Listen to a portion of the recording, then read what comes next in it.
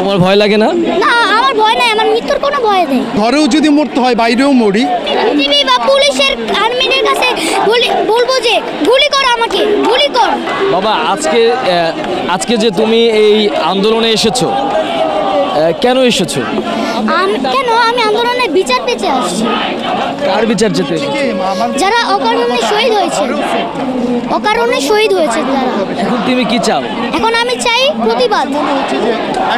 আর আরেকটা চাই যে হাসিনা যেন এই প্রধানমন্ত্রীর চেয়ার থেকে সরে যায় এবং মিজানুর রহমান আজাদ যেন বসে যায়।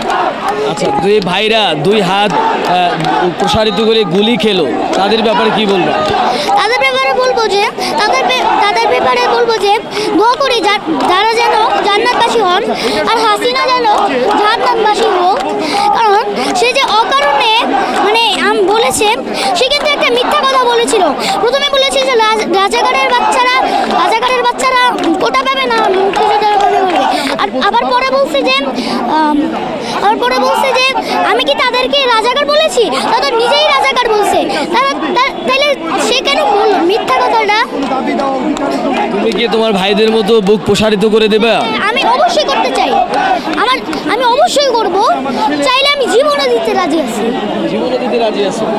তাহলে আজকের এই আন্দোলনে কাকে নিয়ে এসেছো?